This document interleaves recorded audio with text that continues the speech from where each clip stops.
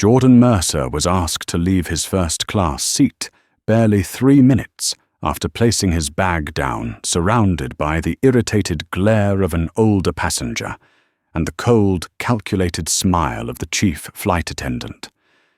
No one in the cabin knew that this decision, a decision that seemed so natural and unquestionable, was about to drag the entire airline into a storm they could never have anticipated. Jordan looked up, his eyes, calm like a dark, still lake. But deep within, something subtle flickered. He sensed exactly what was happening. Not a mix-up, not a system glitch, but prejudice, dressed in a professional uniform. Beside him, Chuck Davenport, 58 years old, his face flushed red above a wrinkled tweed suit, trembled with indignation, as if his rightful throne had been stolen. Jordan said nothing, no reaction, only observation, because he understood that sometimes silence weighs more than any justification.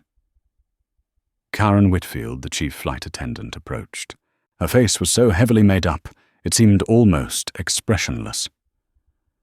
"Sir, I need you to step out of this seat," she said, her voice smooth, polite, and completely lifeless. The air in the first-class cabin tightened, as if squeezed by an invisible hand.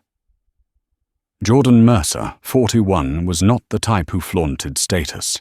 He wore a grey athleisure outfit, tailored with such precision it felt weightless, elegant as cold metal, refined enough to be tasteful, not showy enough to declare status. Some people looked at him and thought, athleisure in first class, maybe he got a lucky upgrade. No one imagined he was the CEO of Meridian Dynamics, the logistics AI giant that controlled nearly 30% of all autonomous cargo routes in North America, a man who had negotiated deals that made the global transport industry bow their heads. Yet in this moment, all they saw was a black man who looked younger than the usual occupants of Seat 1A. That misjudgment was something Jordan had lived with his entire life, but an airplane cabin was the place he least expected it to unfold. Karen glanced at his boarding pass, the way someone might skim a cheap flyer. Maybe the app glitched, she murmured, not bothering to hide her doubt. She turned to Chuck with a voice that softened by a noticeable degree. "Mr. Davenport, please don't worry. We'll sort this out." Chuck let out a victorious grunt. "I've flown this route for 20 years. This seat has always been mine." Jordan closed his magazine. "Seat 1A was booked by me 6 months ago." He said, his tone so gentle it irritated Karen, because it left her no foothold to push back. "Please check the system again." Karen's brow lifted. She was not used to being challenged, so she replied, the word "sir" escaping her lips like reluctant charity. "In cases of seating conflicts, we prioritize Platinum Elite members." A line invented on the spot. A policy that did not exist. An insult wrapped in the language of procedure. Jordan did not get angry. His face did not tighten.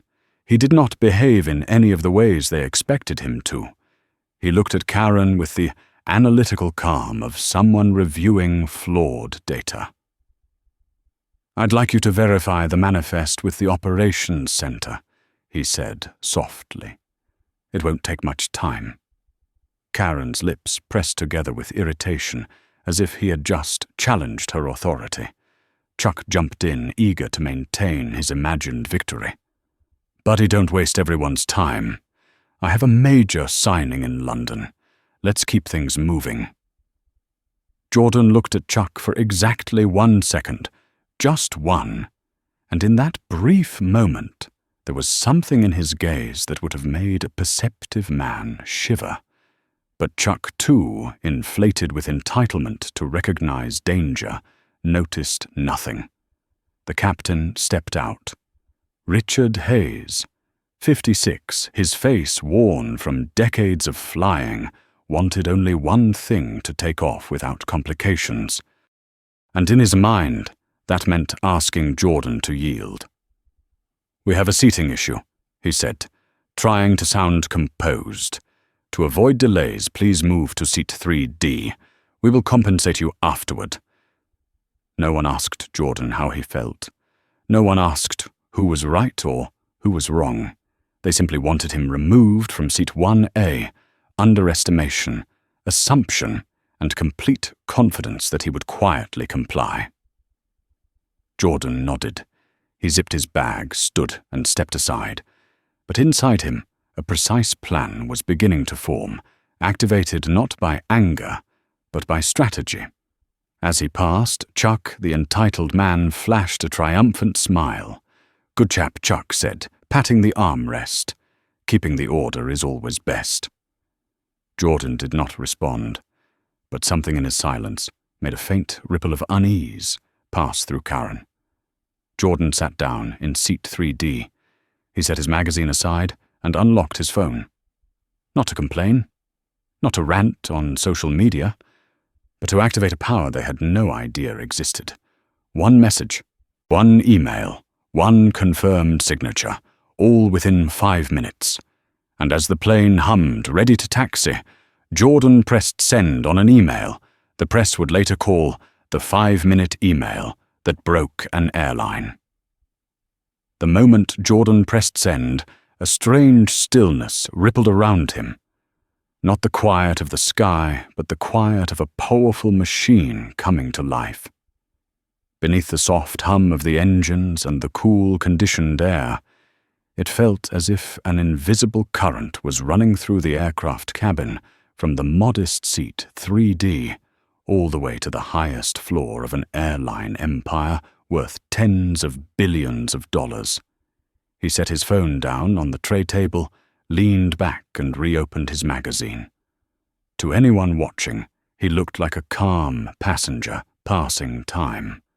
But inside, he knew exactly what those 5 minutes would do. They would rearrange the entire architecture of Aurora Airlines, and the people who had underestimated him had no idea the storm already on its way. In the cockpit, Captain Richard Hayes had no clue that everything had just shifted. He was moments away from announcing takeoff, when his comm screen lit up with a tone that every veteran pilot recognized an executive priority call. The only thing more alarming than the tone was the name displayed: Andrew Collins, Chief Executive Officer, Aurora Airlines. Richard felt his chest tighten. No pilot wanted a direct call from the CEO as the plane prepared to taxi. "What now?" he muttered, then pressed accept.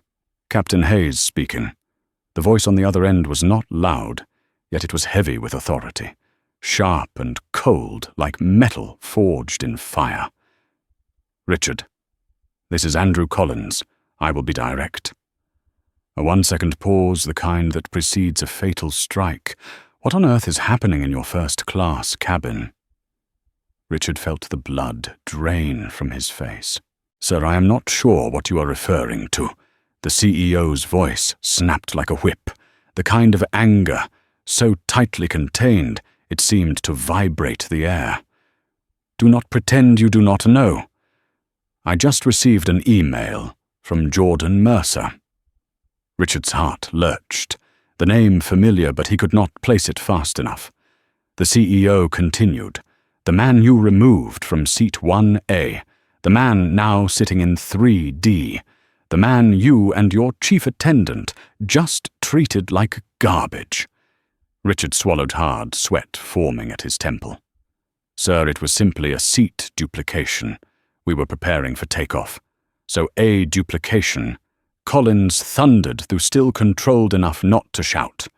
"Are you aware that Meridian Dynamics is preparing to inject $4.2 billion into Aurora's systems? Do you know who Jordan Mercer is?" Richard's throat tightened.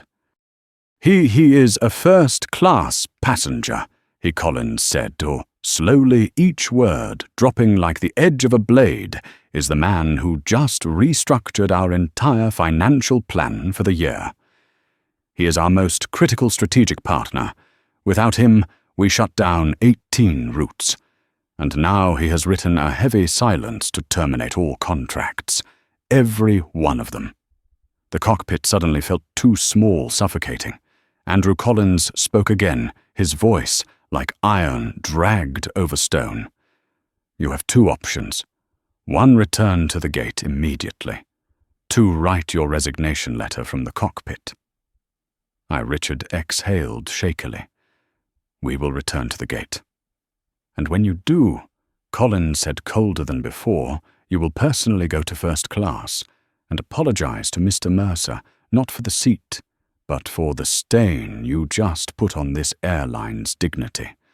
The call ended with a sharp click. Richard Hayes sat frozen for 3 seconds. Then he turned to his first officer, pale as chalk. We are going back. His voice was barely more than a whisper. In the passenger cabin, Chuck Davenport was still reveling in his victory legs, stretched out champagne in hand, the glass delivered by Karen just moments earlier. Finally back in proper order, Chuck said to her, half amused, half triumphant, For the price I pay, 1A is naturally mine. Karen smiled to please him, but a knot of unease tightened in her stomach.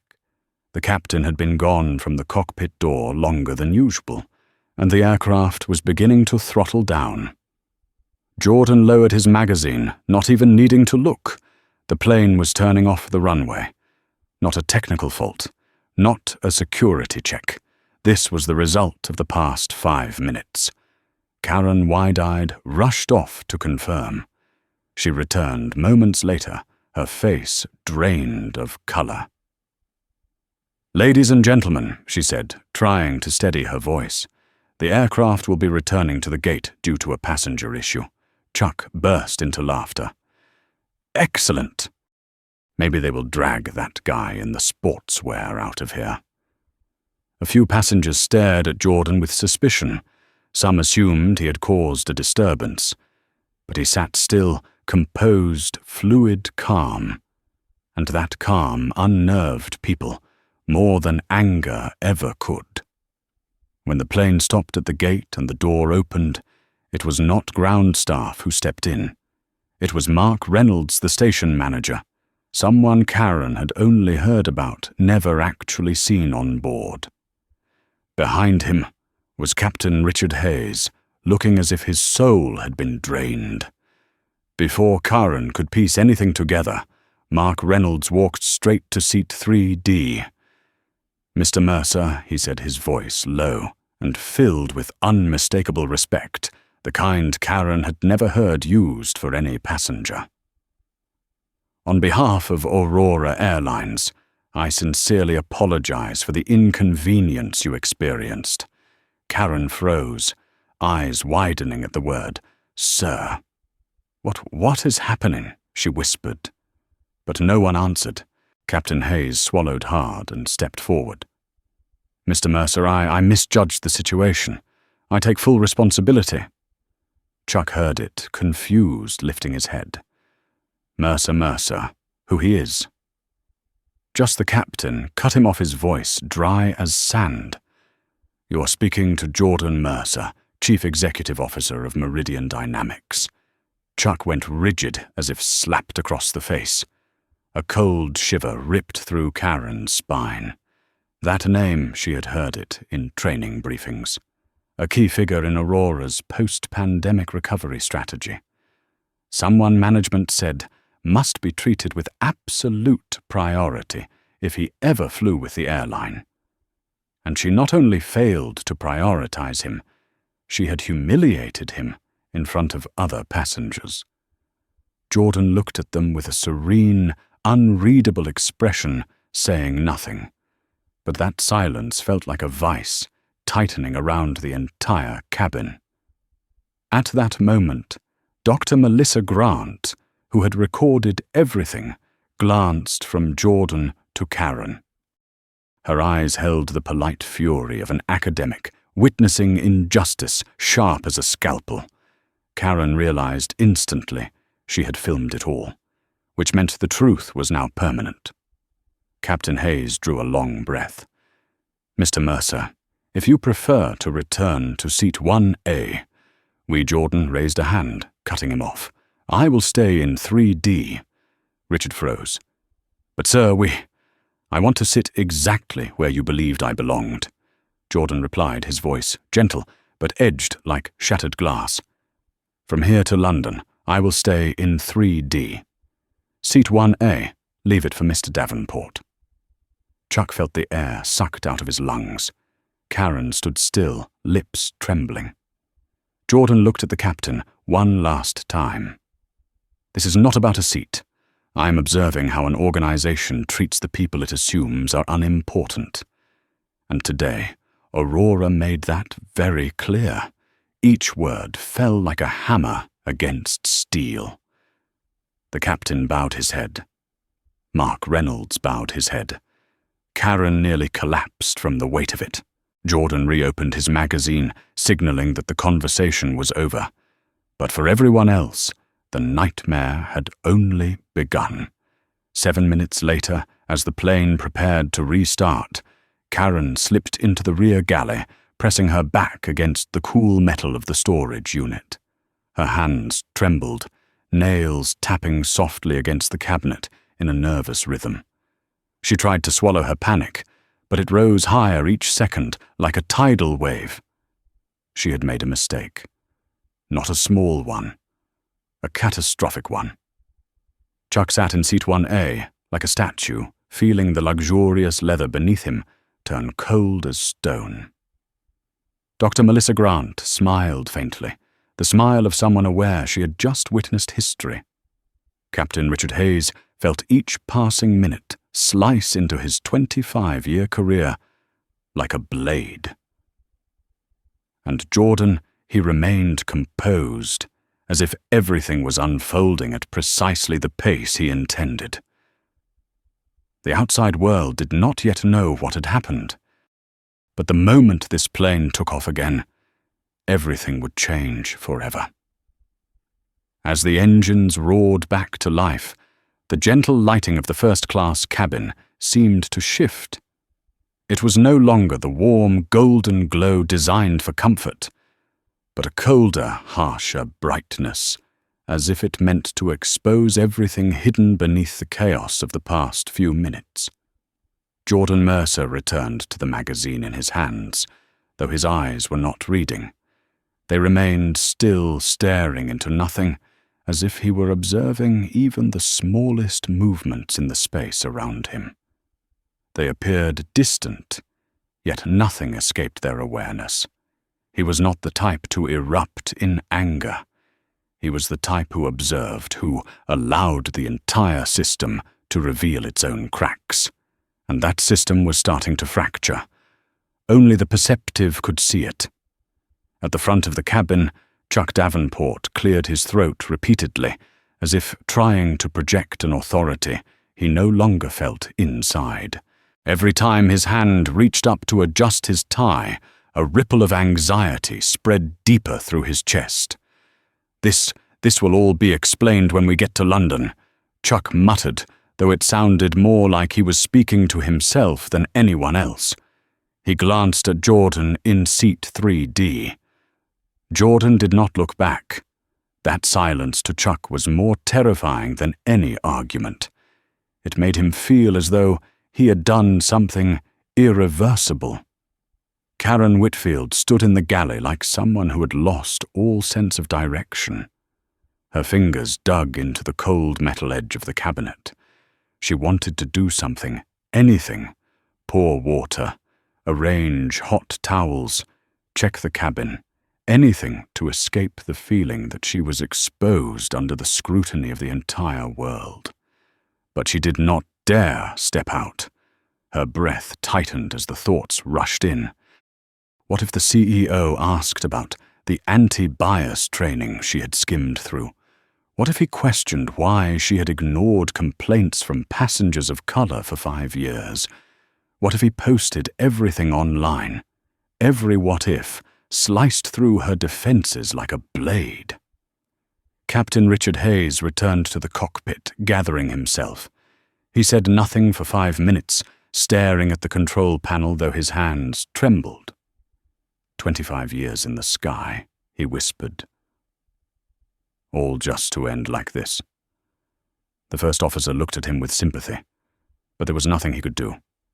He knew as well as Richard, when the CEO intervened, personally, the situation was already beyond repair. "Shall we take off, Captain?" "Take off," Richard replied, his voice stripped of weight. But he knew that once the plane touched down in London, taking off would no longer be part of his life. As the aircraft lifted into the air, Jordan leaned back again. The moment most people enjoyed the rush of the engines, the pull of gravity, the sudden lightness meant nothing more to him than the ticking of a countdown. Not a countdown to London. A countdown to the collapse of an entire system built on prejudice and false authority. About 20 minutes after the plane stabilized, a younger flight attendant named Rachel approached Jordan. She looked nervous, though, trying hard to be professional. "Mr. Mercer, may we offer you?" Jordan smiled softly. "I am fine. Thank you." The softness of that smile surprised her. No one would have guessed that the gentle expression belonged to the man whose email had forced the airline's CEO out of bed in the middle of the night. She bowed slightly and walked away, exhaling in relief. From a distance, Karen saw the interaction, her heartbeat pounding. She knew Jordan was not cruel, not loud, not the type to insult or berate. But it was precisely his calmness that frightened her most. People who stayed calm were the ones with real power, and real power never needed to raise its voice. First class fell into an uncanny silence. The sound of pages turning, the faint clinks of glasses, the soft tapping of keyboards all seemed quieter than usual. Everyone sensed that the atmosphere had changed. Even Chuck, normally boastful and chatty, stayed perfectly silent. He stole another glance at Jordan, desperately searching for a way to justify himself, to excuse what had happened. But when Jordan met his gaze for half a second, Chuck felt as if someone had looked straight through him, past the decades of pride, past the polished exterior, and straight into the empty space behind it. He turned away immediately. In seat 2, Dr. Melissa Grant, the woman who had recorded the video, watched Jordan with a mix of curiosity and respect. She had witnessed political and social upheavals across 40 years of teaching, but rarely had she seen a single individual, through absolute composure, alone force an entire system to tremble. She thought to herself, this man is not just addressing injustice against himself, he is about to create a fracture in aviation culture. She opened her camera app, rewatched the footage, and knew it would spread. Not because of rage, but because of truth. Meanwhile, Karen stood in the galley, fingers fidgeting with a folded towel. She wanted to approach Jordan, wanted to apologize, wanted to salvage whatever dignity she had left, wanted to explain that she didn't mean it. But every step toward him felt like chains tightening around her legs. She feared that if she got too close, one look into his eyes would tell her everything she did not want to admit there was nothing left to fix. She feared that one sentence from him would be enough to end her 20-year career. She feared most of all that Jordan could send a second email. The thought made her shiver. A soft ding filled the cabin, the chime for beverage service. Rachel stepped out, trying to restore a sense of normalcy. Would you prefer champagne or still water? Jordan sat upright and answered politely. Water, thank you. Chuck waved dismissively. Bring me the best champagne you have left. I deserve something after all that. Rachel stiffened slightly. She avoided looking at Jordan. Chuck's arrogance was a flashing sign to her. A man accustomed to privilege. A man who could not comprehend the consequences headed his way. Jordan remained silent. His silence was not surrender. It was anticipation. Nearly 2 hours later, Captain Hayes slipped out of the cockpit to use the restroom. He knew he could not avoid passing through first class forever. And the moment he stepped out, every pair of eyes landed on him as if under a spotlight. Not anger, not outrage, but quiet observation, the kind people reserve for evaluating how a leader handles the aftermath of his own actions. He avoided looking at seat 3D, which only made everyone stare harder. He walked quickly, almost running, disappearing behind the curtain. Jordan leaned his head back, eyes half closed, though his mind stayed sharp. He remembered something his mother once told him during a long bus ride through Chicago when he was still a child. You do not need to shout to prove you are right. You just need to let them see they are wrong. Today he was living that lesson, and it had never been more effective. When the plane reached halfway through the route, Karen was forced to come out and serve because her supervisor called. She stood at the front of the cabin, trying to steady her voice, trying not to tremble. Ladies and gentlemen, she began, though, her voice cracked. We apologize for the inconvenience earlier in the flight. Chuck looked up as if the apology were a gift meant for him. Well, good. I shouldn't have had to deal with that mess. Karen closed her eyes for a moment and opened them again. But her gaze shifted toward Jordan without meaning to. He looked at her, not sternly, not frowning, not punishing, just looking. But that look made her gasp quietly, as if he was seeing through her into the deeper reasons she had become the person she was today, tired, prideful, skeptical, and carrying biases she told herself were normal. She turned away quickly. Time passed. Jordan opened his laptop. Not to write another email, he did not need to do anything else.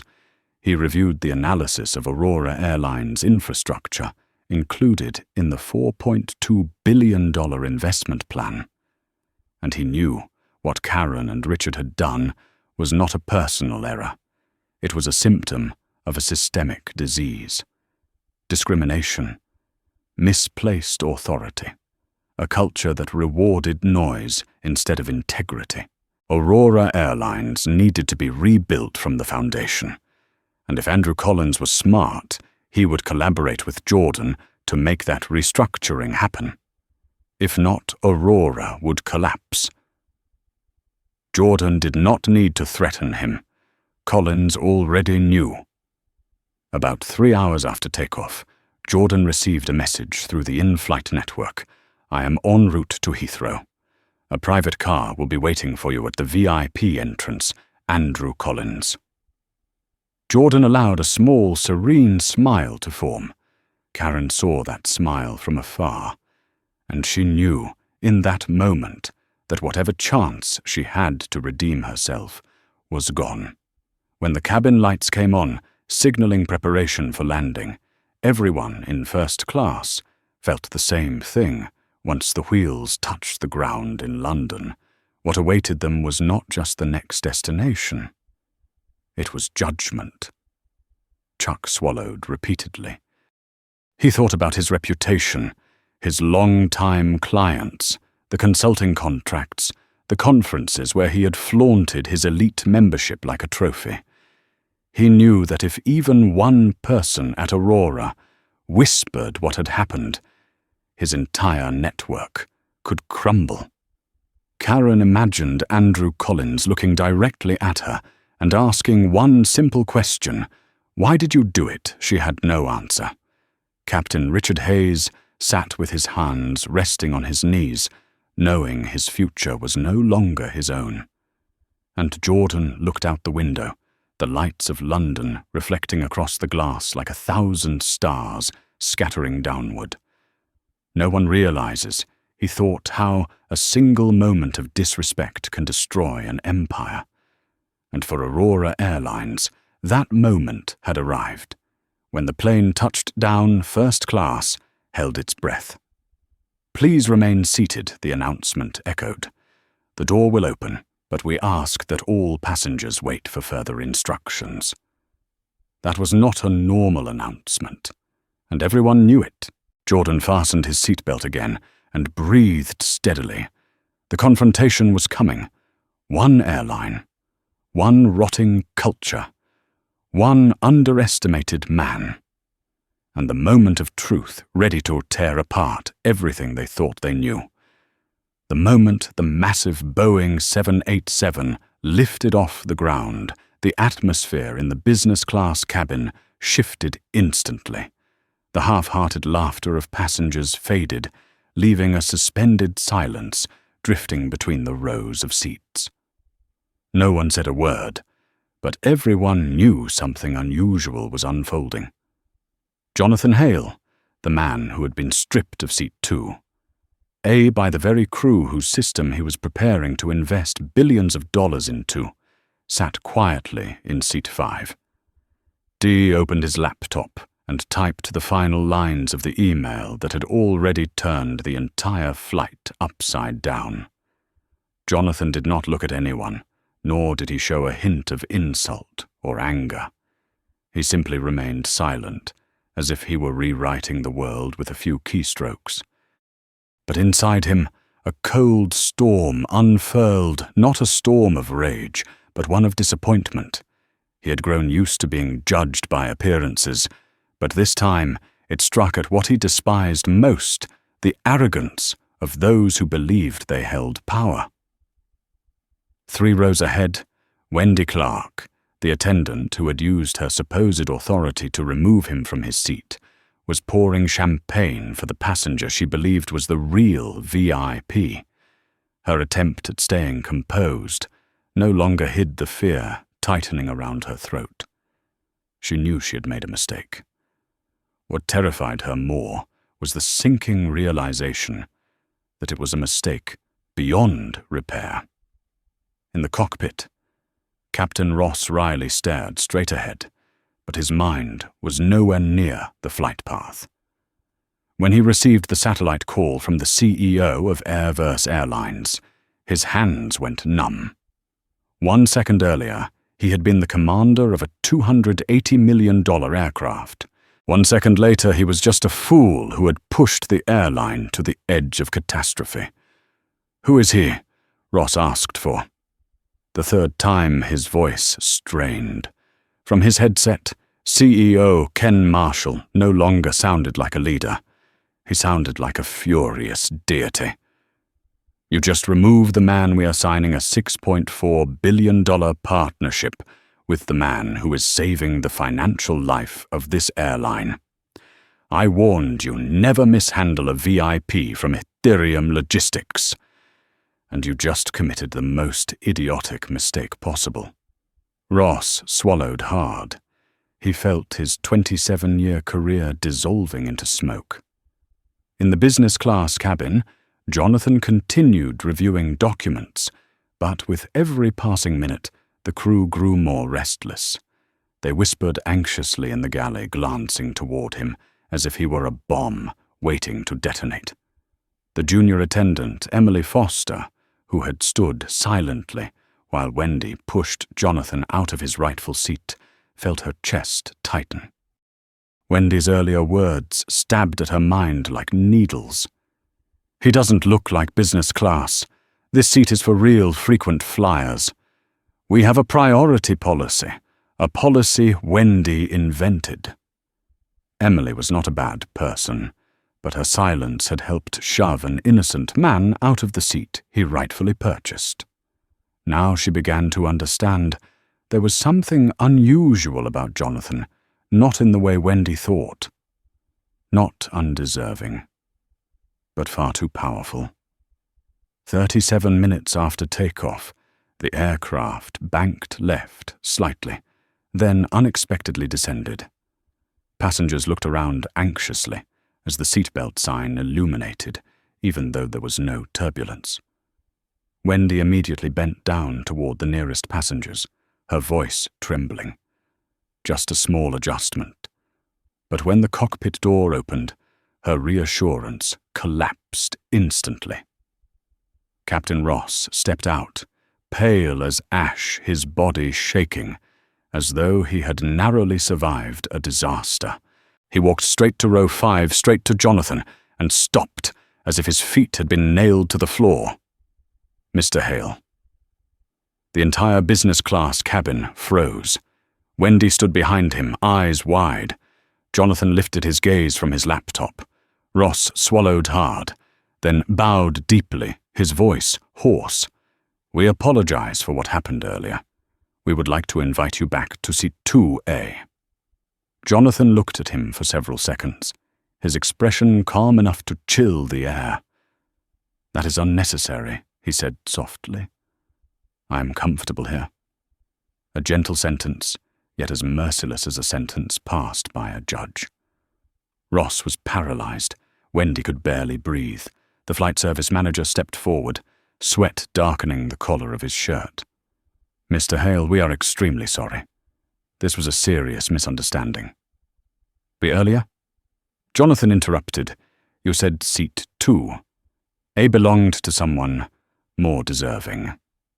I am simply respecting your original assessment." Wendy felt her heart drop to the floor, too. Ross looked as though he might collapse to his knees.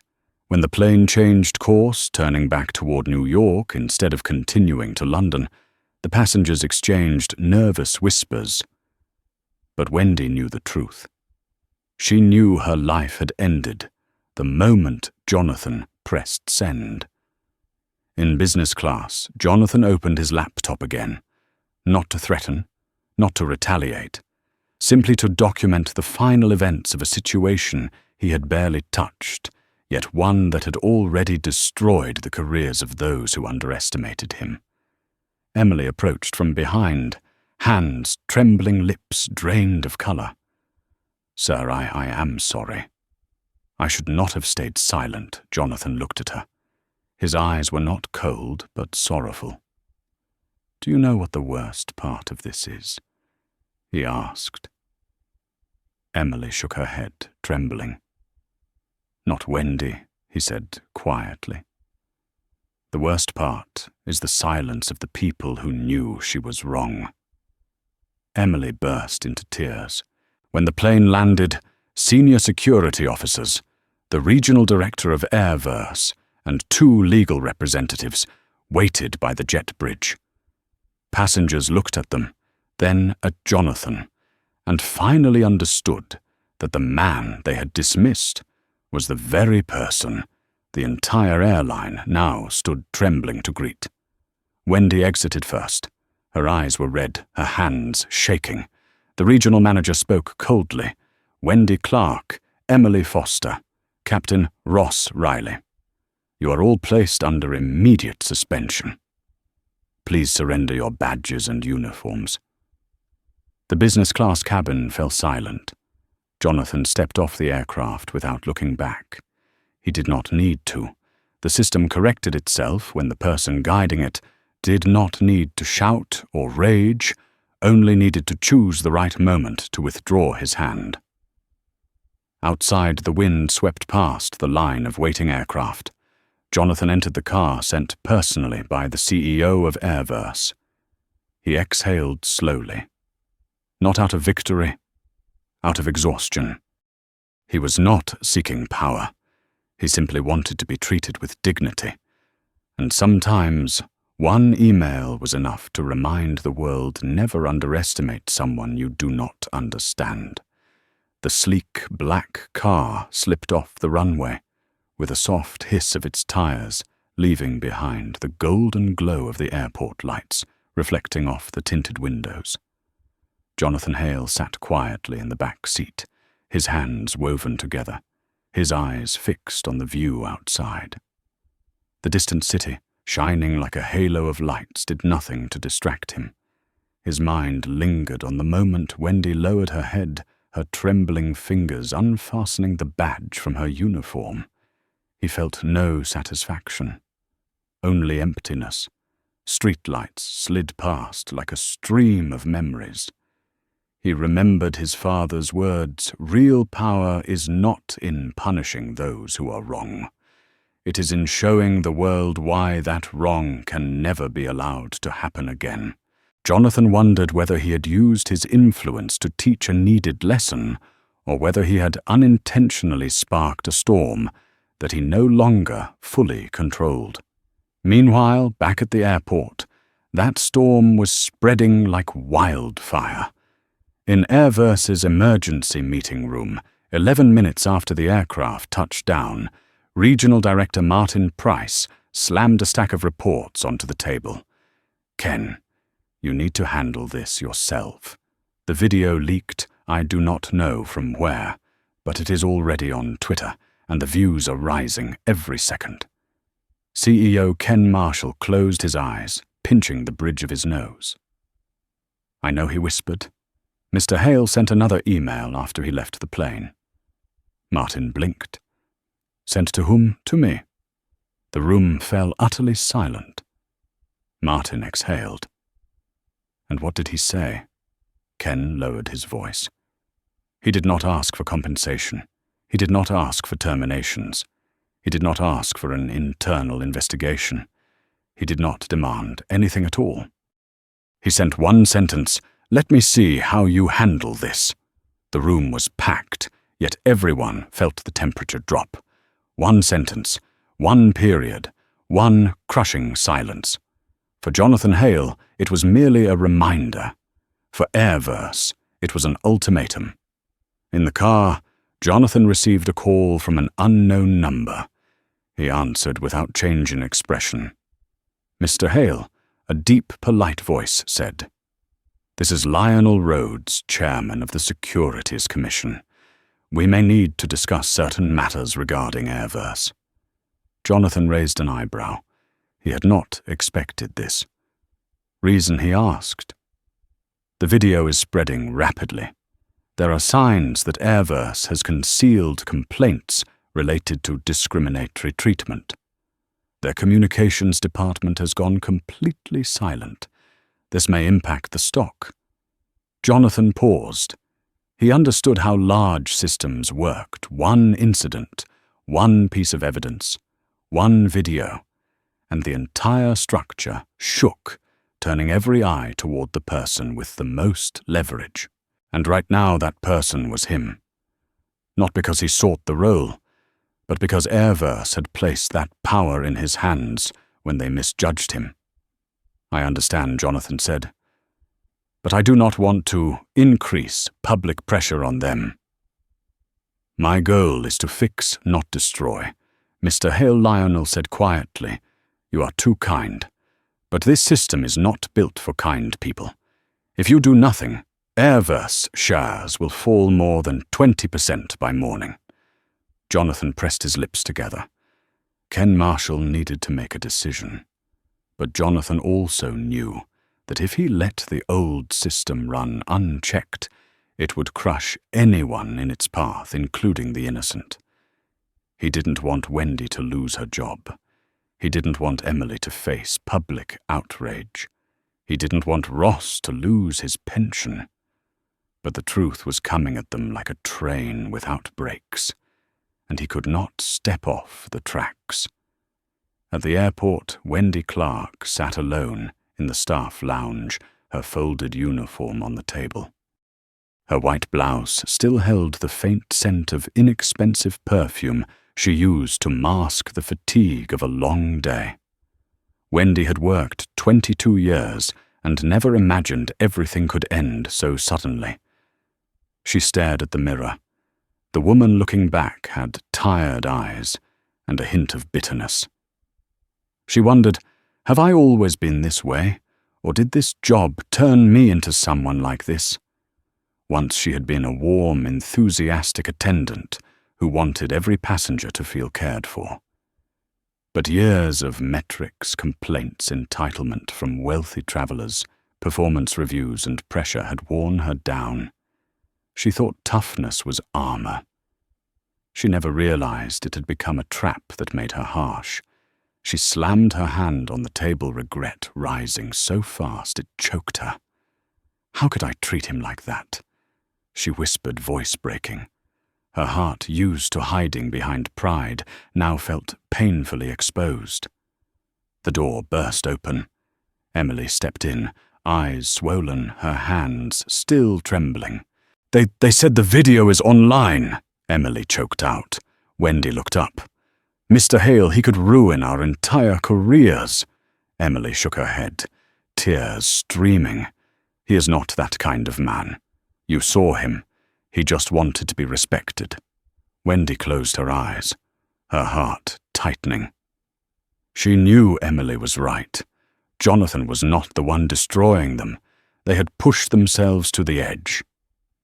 At Airverse headquarters, CEO Marshall stood before a mirror. He straightened his tie and stared at his own reflection, the face of a man about to make decisions in one night that could change the company's history.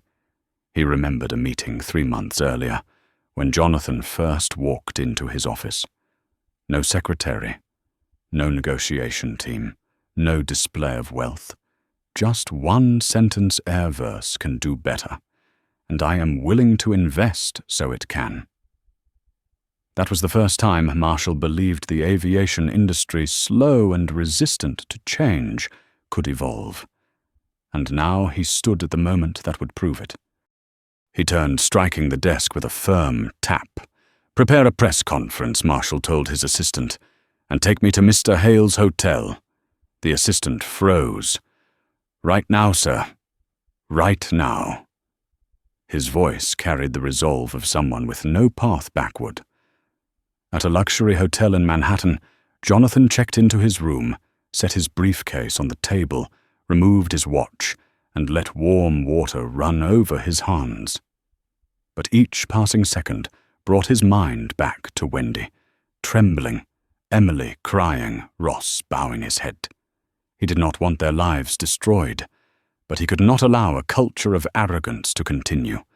He stood on the thin line between power and compassion. He did not want to tear down a system. He wanted to rebuild it. A knock sounded at the door. Jonathan opened it. CEO Ken Marshall stood there, breathing hard like someone who had rushed from the elevator. Their eyes met. In Jonathan's calm, in Marshall's determination. Mr. Hale, Marshall said, bowing deeply, "I am here to make this right." Jonathan studied him for a moment, then opened the door wider. "Come in," he said. "We have much to do." It was not the tone of an offended man. It was the voice of someone preparing to reset the order of an entire industry. And that night the two men on opposite sides of the storm sat across from each other, in a room overlooking the glowing city, ready to redraw the map of aviation with the calm resilience of a man once underestimated and the resolve of a man who realized his mistake. It marked the beginning of a new chapter, not a chapter of revenge, but one of responsibility, transformation, and justice. Rain drifted softly over New York, the tiny droplets sliding down the tall glass window of the 38th floor, like thousands of silent punctuation marks closing a day that had ended in chaos. In the dim golden light of the hotel room, Jonathan Hale and Ken Marshall sat across from each other at a walnut table. The faint scent of mint tea floated in the air, but neither man had the mind to enjoy it. The silence stretched on heavy and unsettling, not because they lacked words, but because they understood that whatever would be spoken next could reshape the future of an entire airline. Jonathan set his cup down and tapped a finger lightly on the handle, as if marking the rhythm of a song he had heard too many times in his life, the song of being underestimated. Ken Marshall, his face drawn with exhaustion, and his eyes reddened by stress, wanted to speak, but could not find a place to begin. He had never faced the edge of losing control the way he had tonight. In the end, it was Jonathan who broke the silence. He rose, walked to the window and looked down at the city slowly sinking into darkness. The scattered lights reflecting against the glass cast his silhouette like a lone figure, surrounded by waves of shifting illumination. "Do you know what disappointed me most?" Ken Jonathan asked, his voice soft but cold. It was not that Wendy dismissed me. It was not that Ross tried to force me out of my seat. What disappointed me was the silence of the organization you lead. Silence in the face of wrongdoing. Silence in the face of injustice. Silence toward what should have been corrected. Ken lowered his head. "I know we failed." Jonathan turned back toward him. "No, you do not know. If you knew, today would not have happened." His words carried no anger, no accusation. They felt instead like an unavoidable truth marking the line between two men, one holding financial power, the other holding the fate of a collapsing system. Ken inhaled deeply and looked Jonathan directly in the eye as though accepting a verdict. "Then help me understand. From this moment on." Jonathan remained still for a moment, then returned to the table and opened his laptop. When the screen lit up, rows of data appeared like thousands of cuts, revealing Airverse's hidden wounds. He turned the screen toward Ken. "This is our internal analysis. My data team conducted it, and it tells me everything Airverse has ignored for far too long." Ken stared at the numbers, his fear growing with every passing second. 26% of discrimination complaints dismissed. Nearly 70% of black and minority passengers reporting cold treatment. Almost half of crew members having witnessed colleagues weaponize their authority. And the disciplinary rate for violations only 4%. Each number landed like a punch to Ken's chest, knocking the breath out of him. How did we let this happen?" he whispered. "Toxic culture does not appear in a single day," Jonathan replied. "It grows when people in charge forget why they started, when small mistakes are overlooked, or when small biases go uncorrected, when indifference becomes routine." Ken's arms fell at his sides. "I do not know where to begin." Jonathan looked at him with steady, unwavering eyes. Absolute transparency. Ken looked up sharply. "What did you say? You need a press conference tomorrow morning. No hiding, no dodging, no excuses. You tell the truth, the entire truth, and you present a plan to rebuild everything from the roots." Ken swallowed. "You want me to reveal all of this? It could destroy Airverse," Jonathan answered without hesitation. "Or save it." Another silence settled, but this time it did not suffocate the room. It felt like the moment when a man decides to step out of the shadows and face the light. Ken stood upright, taking a long breath. "All right, I will do it." Jonathan nodded gently, his expression softening. "Then let us begin." Over the next 3 hours, they drafted a reform plan unprecedented in Airverse's history, retraining the entire cabin crew, installing an AI monitoring system for all passenger interactions, forming an independent board to investigate cultural issues, and most importantly, creating a program called the Stand Up Initiative, proposed by Jonathan himself, designed to allow employees to report misconduct without fear of retaliation. Meanwhile, at the airport, Wendy Clark sat alone in the HR room, staring at the badge that had been taken from her. She had cried until her throat burned, but the fear inside her remained untouched. 22 years of service undone by one moment of failure. The door opened. Emily Foster stepped in, her eyes red. Ross Riley followed, shoulders slumped. None of them spoke. They were no longer attendants or pilots. They were simply 3 people clinging to the last scraps of their dignity. Emily asked through trembling lips, "Do you think we still have a chance?" No one answered. Because their fate no longer rested in Airverse's hands. It rested in the hands of the man they had dismissed simply because he did not look like business class. The silence that filled the room was painful. At the hotel, Jonathan checked the time. 2:47 in the morning. He stepped out onto the small balcony, letting the cool wind brush against his face. He remembered Wendy's sharp sentence as she stood over him earlier. That seat is for someone more deserving. Jonathan didn't want her life to fall apart. He did not want Ross to lose everything. He did not want Emily to live under the weight of regret. But he could not shield them from the truth. Because truth is the foundation of change. Jonathan walked back inside and looked at Ken Marshall, who had fallen asleep at the table surrounded by documents. In that quiet moment, Jonathan understood something. Tomorrow would not just be a press conference. It would be the moment that determined how Airverse would survive, whether as an airline, collapsing under arrogance, or as one reborn from the ashes of its old culture. Jonathan turned off the lights, allowing the city outside to keep shining. A new chapter awaited. And he, the man once pushed out of his seat in front of everyone, was now the one writing that chapter, not with revenge, but with reform, responsibility, and faith in human dignity. The morning in New York did not truly begin with sunlight. It began with the sound of breaking news. When Jonathan opened his eyes, the hotel curtains were still drawn, but the white glow of a new day slipped through the narrow gap like an invitation. He reached for his phone.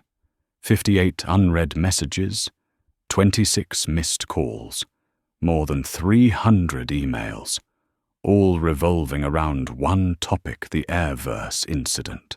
Melissa Grant's video, not even 2 minutes long, had surpassed 1 million views in just 8 hours, becoming the centerpiece of every platform, from Twitter to major news outlets. Headlines danced across his screen like arrows piercing straight into Airverse's heart. CEO removed from business class, Airverse facing discrimination allegations. The most powerful figure in logistics, publicly humiliated. Jonathan exhaled slowly. He did not want to become the face of a media storm. He only wanted a better system. But when power collides with truth, the world never stays still. Ken Marshall had not slept at all. He arrived in the conference room downstairs at 6 in the morning, dressed in a crisp suit, but with exhaustion carved deeply into his eyes. Dozens of communications staff, legal advisors, and internal oversight officers stood around the large table, each wearing the expression of someone who felt a blade pressed against their throat. No one spoke before Ken entered, and that silence made the room feel heavy as lead. When Ken finally spoke, his voice no longer trembled, as it had the night before. It carried the hardened resolve that any CEO must possess when standing at the edge of disaster. We will not evade, we will not blame, we will not lie. A PR specialist shifted nervously. But sir, if we admit everything, we could lose billions in market value.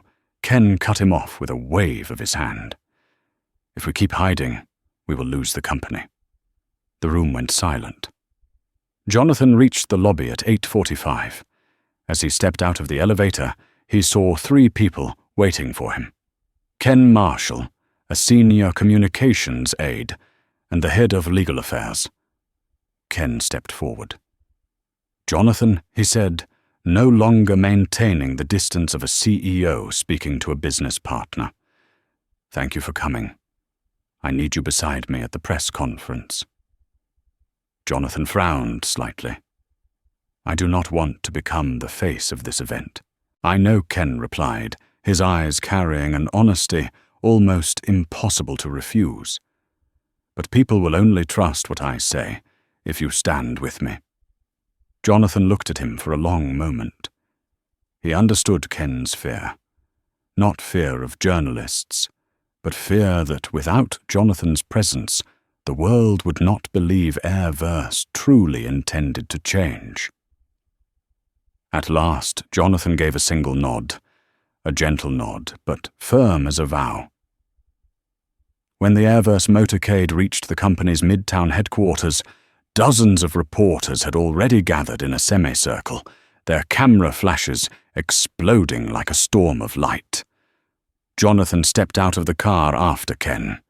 A few reporters recognized him, and shouts erupted. "Mr. Hale, do you have a statement about the AV223 incident? Are you planning to sue Air-verse? Can you confirm that Air-verse staff discriminated against you?" Jonathan didn't respond. He simply walked past them, calm and composed, as though he had not been pushed out of a business-class seat in front of dozens of witnesses the night before. But it was precisely that calmness that made the reporters even more frantic.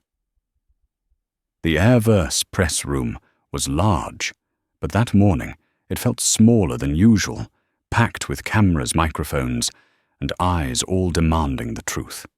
When Ken stepped up to the podium, the noise dissolved into absolute silence. Jonathan stood beside him, saying nothing, simply existing there like a reminder that this was no ordinary press conference. Ken took a deep breath, glanced at the paper on the podium, then pushed it aside. "I will speak without reading." A ripple of murmurs spread through the room. He continued, "I am here to accept responsibility. Not the responsibility for one individual mistake, but the responsibility for an entire system." Cameras turned toward Jonathan, but he remained still. Ken went on, his voice gaining strength with every word. "Yesterday on flight, AV223. Wendy Clark, a long-serving member of our cabin crew, acted improperly toward Mr. Jonathan Hale, not only disrespectfully, not only against protocol, but in a way that reflects a part of Air-verse's culture that has fractured. In the front row, a few journalists bent over their laptops, fingers flying across the keys. Ken spoke further than any PR team had ever intended. "I have no excuse to offer, and I will not attempt to use any." A reporter raised his hand. "Mr. Marshall, can you prove that Air-verse is not racist?" Ken looked straight at him. "No, not today. But starting tomorrow, we will." The room rippled with whispers. Then Ken delivered the line that made the entire press room hold its breath. "And to accomplish that, I need the cooperation of the man who forced us to face the truth." He turned to Jonathan. "Mr. Hale, please." Jonathan stepped forward. No one in the room knew what he would say. No one knew if he would condemn Air-verse. No one knew whether the careers of last night's crew would survive. Jonathan looked out at hundreds of eyes and spoke slowly. "I did not intend to appear today. I did not want to become the center of this story. I do not want anyone losing their job because of me." He paused, then looked straight into the cameras. "But I want a safer and more equitable aviation industry." A reporter called out, "Are you angry?" Jonathan met her gaze. "If I express anger, people will say I overreacted. If I stay silent, people will say I accepted poor treatment. I choose neither. I choose action." The press room fell quiet enough to hear the clicks of cameras. Jonathan continued, "Today Air-verse committed to change, and I will personally oversee that change." That single sentence, sharp and clear, made not only Ken, but the entire world pause. When the press conference ended, the two men stepped off the stage amid a flurry of questions and flashes. But as they entered the hallway behind the podium, no microphones remained. No cameras followed. Only two men who had endured one of the longest nights of their lives. Ken exhaled deeply and said, "Thank you." Jonathan shook his head. "Do not thank me. Thank me when Airverse truly changes." Across the city, Wendy Clark sat before her television in her small suburban apartment. She watched Jonathan standing beside Ken, calm, steady, never once uttering a harsh word toward her or Captain Ross. She burst into tears not out of fear of losing her job, but because she finally understood that the man she had dismissed carelessly was someone the entire industry would have to bow to. Yet he did not wish to crush her. When she turned off the TV and saw her reflection in the dark screen, Wendy felt ashamed for the first time in years, not because she had been caught, but because she realized she had lost her kindness somewhere along the way. Meanwhile, Emily visited Captain Ross, who sat silently in his small living room with his hands clasped tightly.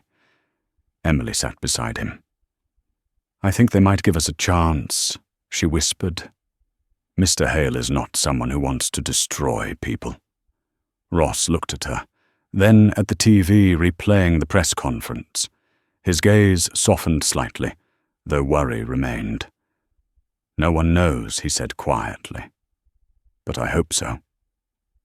As for Jonathan leaving Airverse headquarters, he stepped into the New York streets, where the first sunlight slid across the rain-washed pavement. He lifted his eyes toward the pale gray sky. A new day was beginning, and he knew this was not the end of last night's incident, but the beginning of a long, turbulent process. But he was ready, because from the moment he had been pushed out of that business-class seat, he understood something clearly. Sometimes fate chooses one person to ignite the change a broken system has forgotten it needs. And today, that person was him. The morning after the press conference, New York was no longer just a city beginning another ordinary day. The media erupted, as if a spark had landed on a barrel of gunpowder. From Times Square to the subway stations, LED screens flashed non-stop with headlines: Airverse faces severe crisis. Jonathan Hale to oversee restructuring. Cultural reform in aviation begins with the AV223 incident.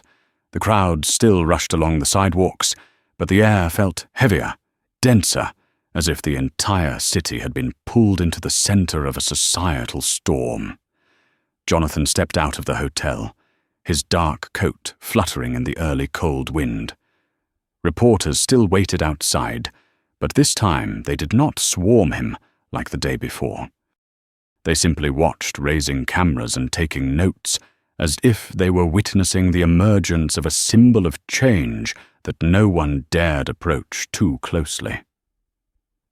Jonathan did not want to be the center of attention, but he understood there were moments when silence becomes the anchor that allows other voices to rise.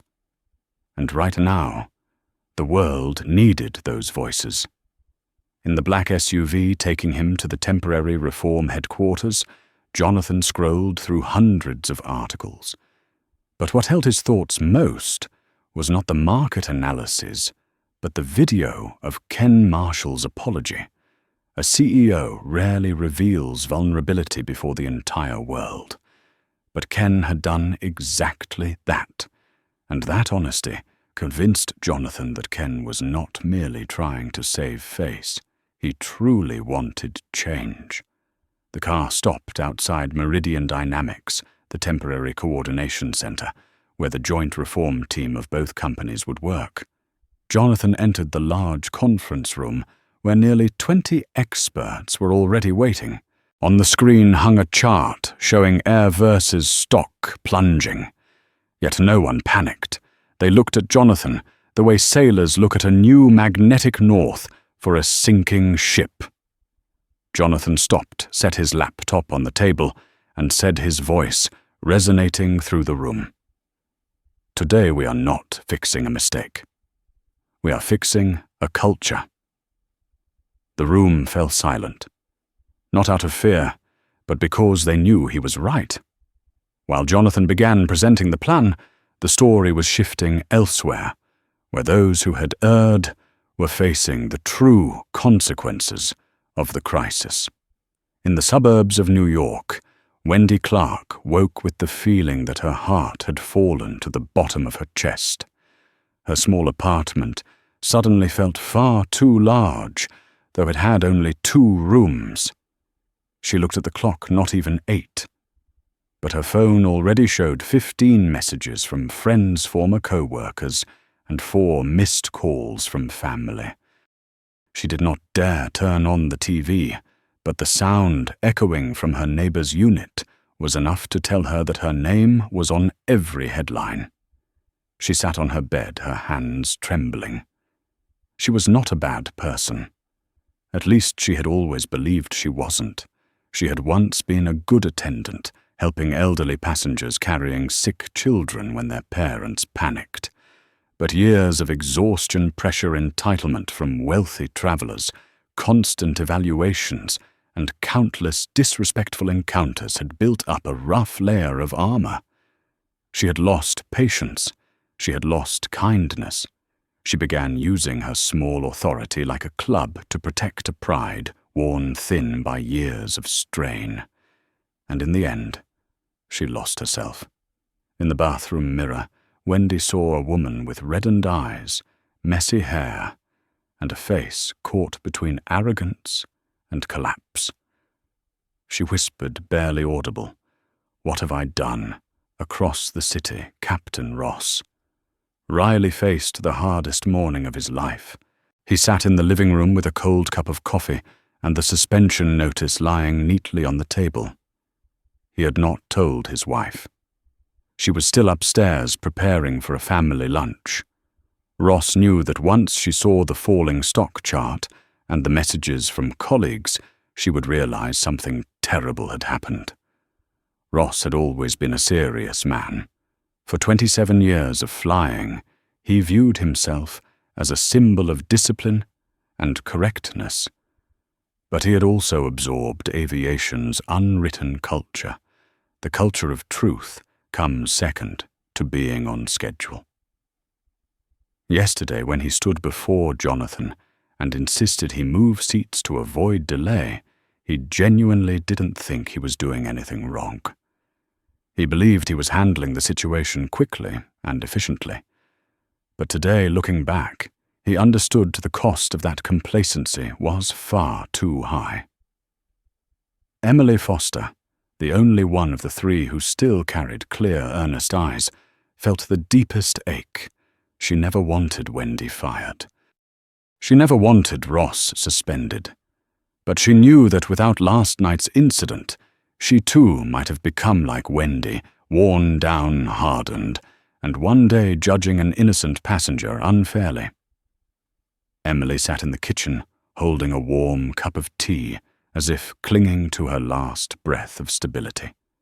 She replayed the press conference and watched Jonathan silently. He had not publicly condemned Wendy, not mentioned Ross by name, not humiliated Airverse.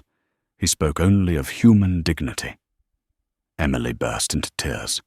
All 3 of them had been wrong, but the man they wronged had refused to destroy them. That made her regret even more than the fear of losing her job. In Manhattan, inside Meridian's meeting room, Jonathan reviewed the behavioral analysis reports. When passengers lose trust, the communications expert said the brand loses their hearts. Jonathan nodded. "Then we will rebuild that heart," he replied. When the meeting ended, Ken Marshall walked in with a newspaper in hand. He handed it to Jonathan. On the front page was a photo of the 2 of them standing side by side. The night that shook the aviation industry. Jonathan read it, folded it, and set it down. "Ken," he said quietly, "this is only the first wave. The bigger ones are still coming." Ken sighed. "I know. But at least now I have you." Jonathan shook his head. "No, Ken. You have Airverse itself if you learn how to make your people feel valued." Meanwhile, in the Airverse HR office, a final decision was being drafted. The disciplinary council did not want to act out of panic. They did not want to punish the 3 employees because of public pressure. They wanted to reflect the spirit that Ken and Jonathan were trying to build, not cutting off heads, but healing the roots. Wendy stood outside the hallway, clutching her hand so tightly that her nails pressed into her palms. Emily walked beside her, trying to stay calm, though her heart raced. Ross followed behind, his once imposing frame, now diminished like a man awaiting judgment. When the door opened, they entered. Before them sat a long table, 7 supervisors watching them, not with condemnation, but with the gaze of people trying to balance justice with mercy. The decision was delivered in a steady voice. "Your actions were wrong, but we seek change, not destruction. Wendy Clark, 3-month suspension with mandatory retraining. Emily Foster, noted for failure to intervene, but not terminated. Ross Riley, 6-month suspension with re-evaluation for reinstatement." The 3 looked at one another. No one spoke, but in the silence there was something that resembled hope. In Midtown, Jonathan stood on the rooftop of Meridian, watching Airverse planes take off in the distance. He knew the journey ahead would be long and filled with challenges, but he felt his heart grow lighter because at least he had done what was right, and the world even slowly was shifting in the direction he had hoped for. He slid his hands into his coat pockets, closed his eyes, and let the morning breeze run through his hair. One chapter had closed. A new one had opened. And he, the man pushed from his seat just one day earlier, was now rewriting how an entire industry treated human beings. In the days following the press conference, America spoke of nothing but Airverse. The AV223 incident had moved far beyond the boundaries of a single airline. It had become the symbol of something much larger, a problem people had avoided, buried, or accepted as an unfortunate normal in the service industry. But this time, someone refused to accept it. And because of that, the entire system was forced to stop. Jonathan Hale, despite trying to stay away from attention, could not escape the tidal wave of coverage. The media called him the man who made the aviation industry face itself. Market analysts called him the quiet detonator, a man who never raised his voice, yet possessed the power to shake every layer of a system. As for Airverse, they had no path backward. The explosive press conference sent their stock down 8% in a single day. And although that was bad news, it opened the door to something many within the company had quietly hoped for: real reform. Jonathan watched everything from a distance, not with pride, but with caution. He understood that every step Airverse took now was like walking on thin ice. The right direction could lead to rebirth, the wrong one could sink them. What he did not expect was how this crisis would trigger a chain reaction. That very night, 6 other major airlines released statements. No one wanted to be the next one. Delta Aeromax, Skyjet, Continental Nova Wings all announced they were reviewing internal procedures. But Jonathan understood what those words really meant: fear and opportunity. Fear because they knew they might meet another Jonathan. And opportunity because change was no longer avoidable. In a closed-door meeting, Ken Marshall showed Jonathan dozens of emails sent by senior pilots and flight attendants. We've seen this happen many times. Thank you for speaking up. If Mr. Hale needs testimony, I will step forward." Jonathan read each line with a heavy heart. He realized Wendy and Ross were not the only victims of a distorted culture. They were its products. What troubled him was not that he had been pushed out of his seat, but the realization that there were hundreds of Wendys and hundreds of Rosses repeating the same mistakes, with no one telling them to stop. Meanwhile, in suburban New York, Wendy Clark stepped outside for the first time after days of only daring to watch the world through the slit of her door. She went to the neighborhood grocery store to buy food.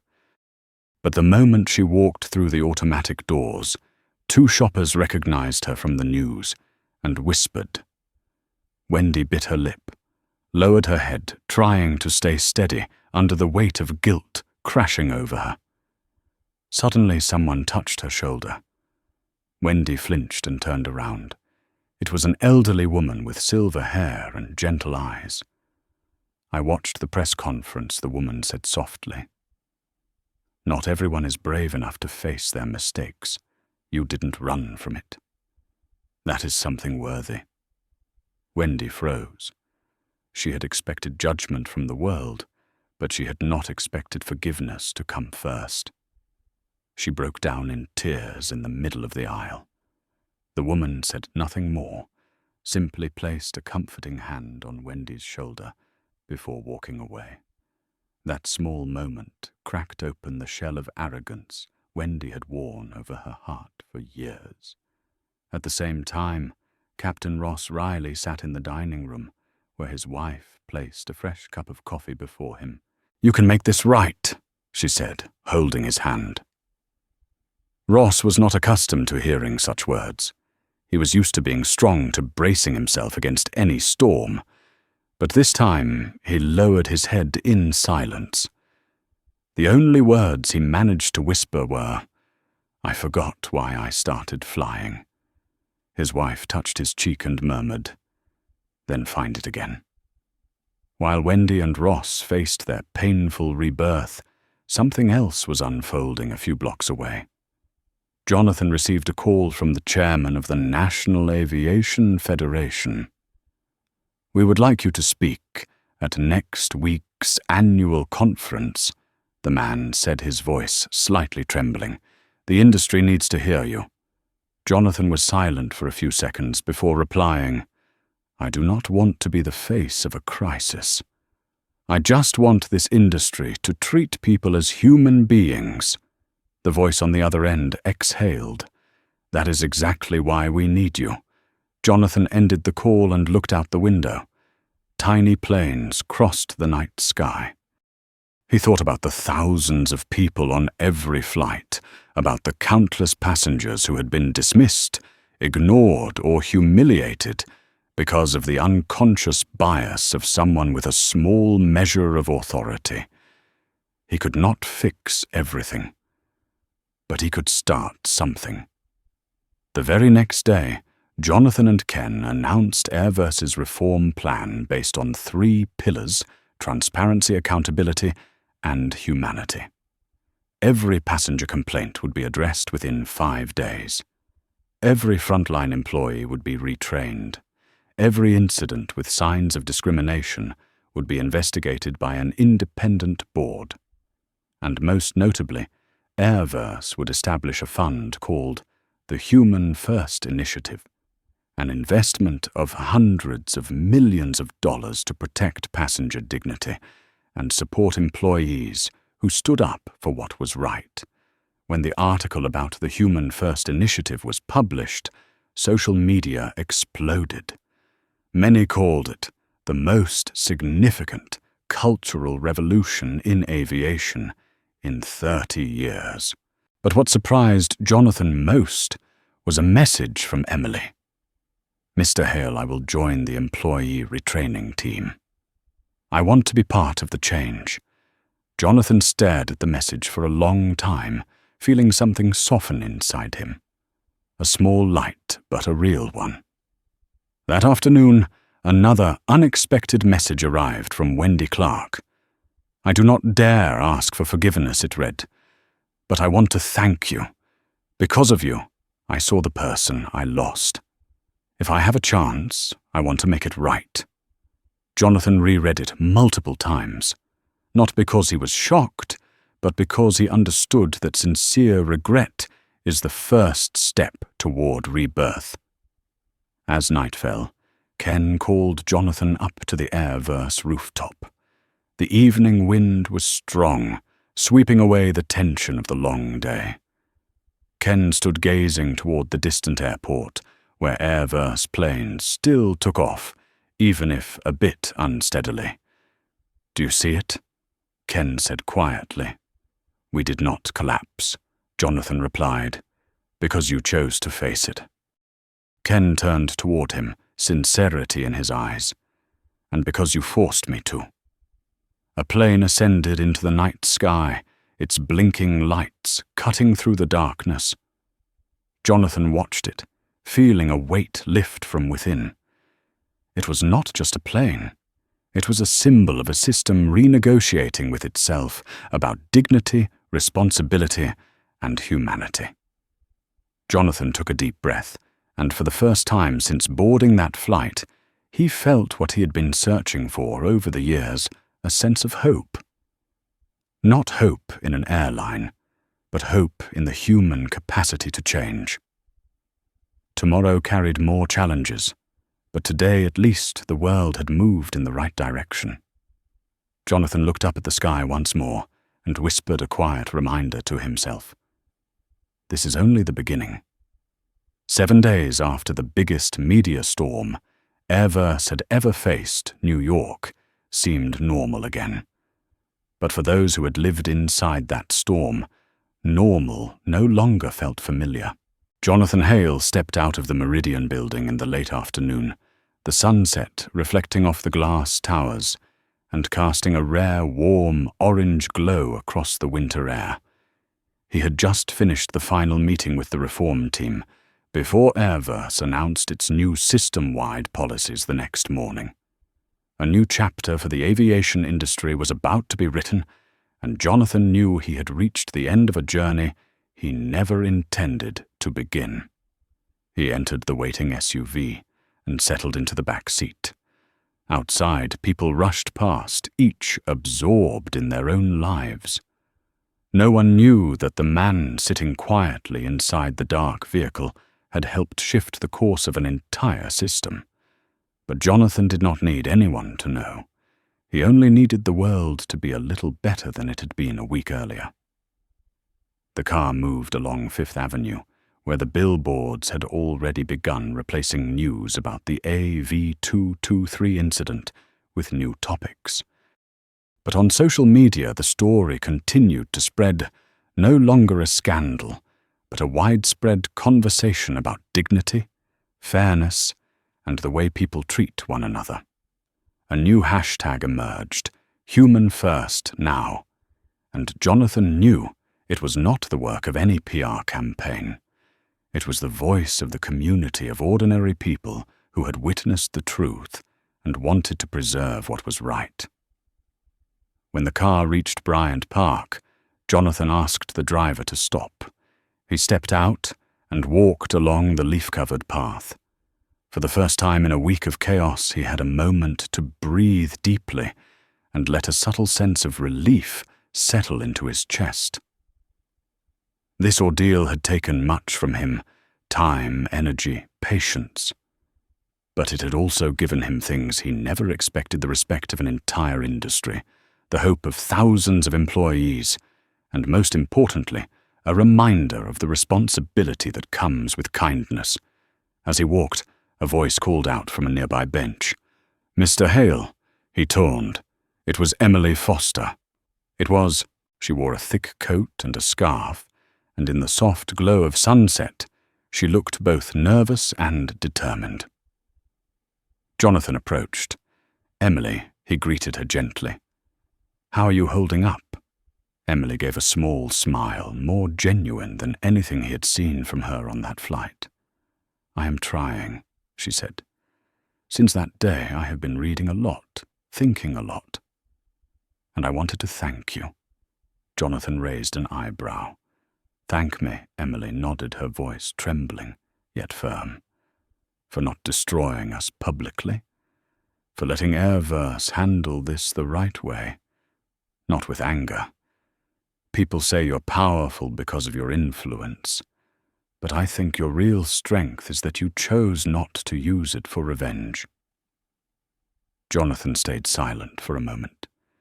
He looked at the young woman before him, a flight attendant who had stood in the middle of the conflict, made mistakes, but had a heart willing to grow. "Emily," he said softly, "people are not judged by how they fall, but by how they rise. I never wanted you or Ross or Wendy to be ruined. I just wanted everyone to remember that power does not lie in the seat you sit in, but in how you treat others."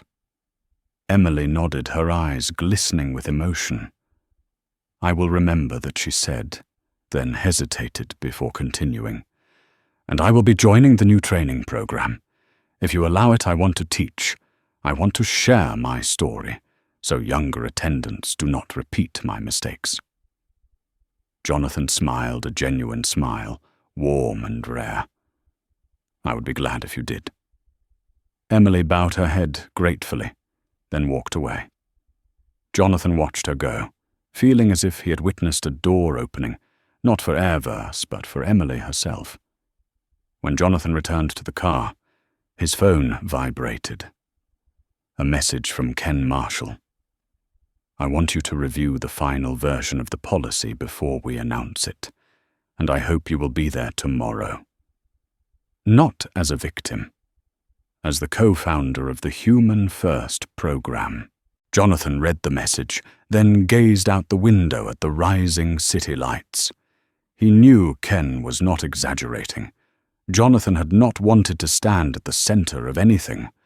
But sometimes, for true change to occur, a person has to stand exactly where fate places them.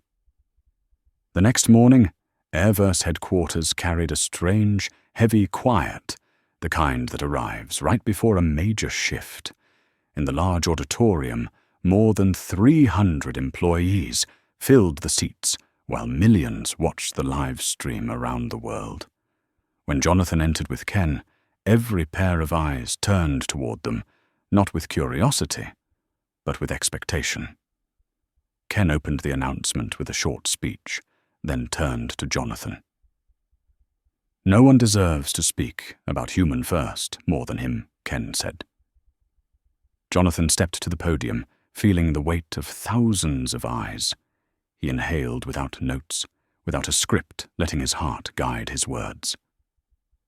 This past week, he began, we did not just witness an incident. We witnessed a reminder that sometimes what makes us fall are not the storms, but the small things we overlook. The room went completely silent. But people have a remarkable ability, the ability to change. And today Airverse is not just changing procedures. Airverse is changing the way it sees people. Jonathan spoke about Wendy, about Ross, about Emily not naming them to protect their privacy, but sharing the lessons so everyone understood that a mistake does not define a person. He spoke of passengers who had been mistreated, of employees who had lost their kindness under pressure. And he ended with a line that made the entire auditorium rise in applause. "We cannot rewrite the flight of that day, but we can rewrite the sky of tomorrow." The announcement did more than spread. It became the most inspiring video of the week. Other airlines reached out to Jonathan and Ken to learn from the Human First model. Universities added the AV223 incident to their curriculum on organizational culture, and even critics of Airverse had to admit the company was leading a true transformation. That night, Jonathan returned home after 10 days without a full night's sleep. He opened the door, removed his coat, and sank into the sofa. For the first time in many days, there were no messages, no urgent calls, No crisis reports. Only quiet. He looked out the window, just as a plane crossed the night sky, its lights blinking softly. He smiled. 1 week ago, he had been forced out of his seat on a flight. Today, he had helped an entire industry rethink how it treated human beings. This was not a victory of power. It was a victory of dignity. Jonathan closed his eyes, letting the silence embrace him. His flight was complete, and the sky once again was wide open. From the perspective of an expert in organizational culture and human behavior, the journey of Jonathan Hale reveals a truth that many systems of power often choose to ignore, that the greatest failures do not begin with catastrophic decisions, but with small moments that are quietly dismissed.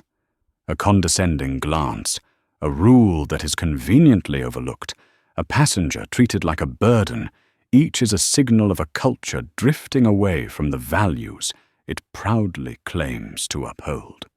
Yet what gives this story its true weight more than the incident itself, more than the shock waves that followed, is the way one individual chose to respond when he was underestimated.